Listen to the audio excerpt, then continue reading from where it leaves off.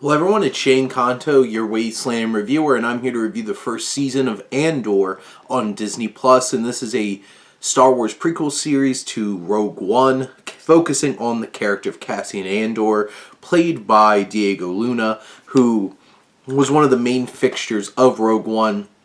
This hardened rebel resistance fighter, and this is the story of how he got to that point, because where this series starts is basically him and his mother, Fiona Shaw, and he is not attached to anybody. He's doing his own thing, and he finds his way into getting involved with the resistance and the rebels in Star Wars. And this series really is about this first season, him connecting with them, building that relationship, and him realizing why it's important that he joins the fight. And in this particular season, I think Diego Luna gives a really fantastic performance. It's layered, it's complex. This is not a simple character that he's playing. It is an interesting arc of seeing him slowly breaking down and slowly taking this initiative to join the resistance and being a part of something bigger than himself and bigger than his own family. And Luna portrays that so well. He's gritty, he's weathered, he comes into this not so willingly and maybe for the wrong reasons, but slowly starts to see the importance of what he's doing. And this season is 12 episodes, and it has a couple of quote-unquote like set pieces. Like there's a couple of specific arcs that there's episodes that lead up to. One of them is a big mission. This one's like, I felt like it was 3 or 4 episodes leading up to this big mid-season kind of conflict of them trying to steal from the Empire. And that whole section really shows the danger and the potential cost of what they're doing, because not everybody gets out alive, and not everybody is who they seem to be, and not everybody's fighting for the same thing. And then you get a whole other section for a couple episodes of Andor in prison, and what it shows is a group of men fighting and finally breaking free of this tyranny that's placed upon them, and realizing that they have the real power and that they can rise up. And leading up to a great finale of this one big blow-off that really sparks a lot of the resistance.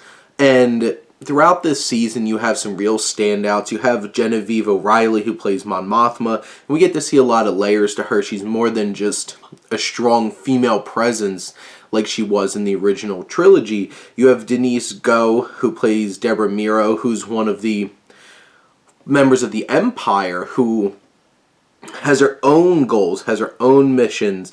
You have Anton Lesser, Qyburn from Game of Thrones, who's one of the Empire. Kyle Solar, who's part of the Empire as well. And what I appreciate most about this series is it adds layers and complexities. Not everybody on the Empire is moving in the same direction. Not everybody's there for the same reasons, with the same motivations and the same hopes and goals. And then you have the Resistance, which you have people who have the same hopes and goals, but it's oh so different how they want to get to that point. And Mon Mothma is very much the politician, and O'Reilly channels that. There is a classiness, there is a strength in her performance.